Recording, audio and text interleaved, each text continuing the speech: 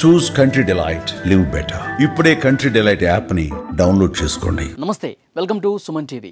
Corona భయం మళ్ళీ వెంటాడుతోంది. అసలే ప్రజలందరూ కూడా సాధారణ జీవితం గడుపుతూ కరోనాని పూర్తిగా మర్చిపోయినటువంటి ఈ సమయంలో మళ్ళీ కేసులు పెరుగుతుండడంతో ఆందోళన కనిపిస్తోంది.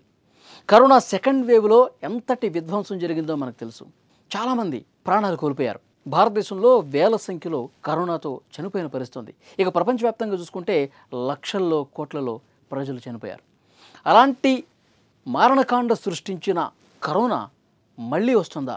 మళ్ళీ విజృంభిస్తోందా? కరోనా సెకండ్ వేవ్ తర్వాత మళ్ళీ ఒక థర్డ్ వేవ్ ఏమైనా రాబోతోందా? ఈ పెరుగుతున్నట్టు కేసులు అదే అనిపిస్తోందా అని చాలామంది ఆవేదనలో ఉన్నారు. చాలామంది భయపడిపోతున్నటువంటి పరిస్థితి ఉంది.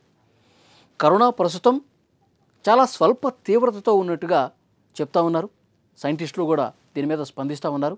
ప్రస్తుతం LF7 అలాగే NB1.5 వేరియంట్స్ మన దేశంలో కనిపిస్తున్నాయి. ఆసియా ఖండంలోని దేశాల్లో కేసుల సంఖ్య పెరుగుతోంది.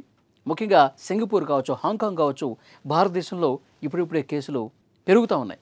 చెన్నై, బెంగళూరు, ముంబై, తెలంగాణ, ఆంధ్రప్రదేశ్లో కూడా కేసులు నమోదవుతూ ఉన్నాయి. ఢిల్లీలో కూడా క్వారంటైన్ సెంటర్స్ ఏర్పాటుకు అధికారులు సిద్ధమవుతున్నారు. ఎందుకంటే కేసులు తీవ్రంగా పెరుగుతుంది, కేసుల సంఖ్య పెరుగుతూ ఉన్నాయి, టెస్టింగ్ సెంటర్స్ పెరుగుతున్నారు. ఆక్సిజన్ సిలిండర్సు అలాగే టెస్టింగ్ కిట్స్, తర్వాత ఆక్సిజన్ సిలిండర్సు, ICUలో బెడ్స్ కూడా సిద్ధం చేసుకుంటున్నారు. ఇప్పటికైతే పెరుగుతున్నటువంటి కేసుల్లో అంత బలమైనటువంటి కేసులు కనిపించట్లేదు. అది చాలా కూడా ఈ వేరియంటు చాలా వీక్గా కనిపిస్తోంది. ఎవరు కూడా ICUలో జాయిన్ అయ్యే పరిస్థితి ఇప్పటికైతే లేదు. ప్రజలు ఎవరు కూడా ఆందోళన చెందాల్సిన అవసరం లేదు.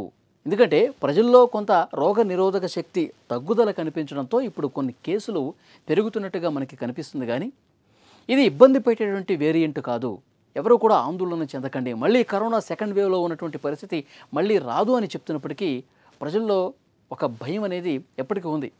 ఇప్పటి వరకు ఎలాంటి ఇబ్బంది లేనటువంటి పరిస్థితుల్లో ఒక్కసారిగా కేసులు పెరుగుతుండడమే ప్రజల్లో భయం రావడానికి కారణంగా అనిపిస్తోంది. ఇప్పటికే చాలామంది డాక్టర్స్ చెప్తా ఉన్నారు, శాస్త్రవేత్తలు చెప్తున్నారు. కేంద్ర ప్రభుత్వం కూడా రాష్ట్రాలను అలర్ట్ చేసింది. ఇది ఇబ్బంది పెట్టే వేరియంట్ కాదు, అయినప్పటికీ కూడా మన జాగ్రత్తలో మనం ఉండాలి అని రాష్ట్ర ప్రభుత్వాలను కూడా అలర్ట్ చేస్తున్నటువంటి పరిస్థితి ఉంది.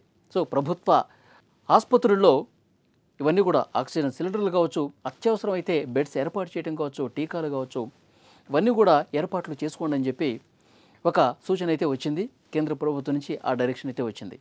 ప్రస్తుతం ఉన్నటువంటి లక్షణాలు స్వల్పంగా జలుబు, దగ్గు కావచ్చు, జ్వరం కావచ్చు, తలనొప్పి కావచ్చు.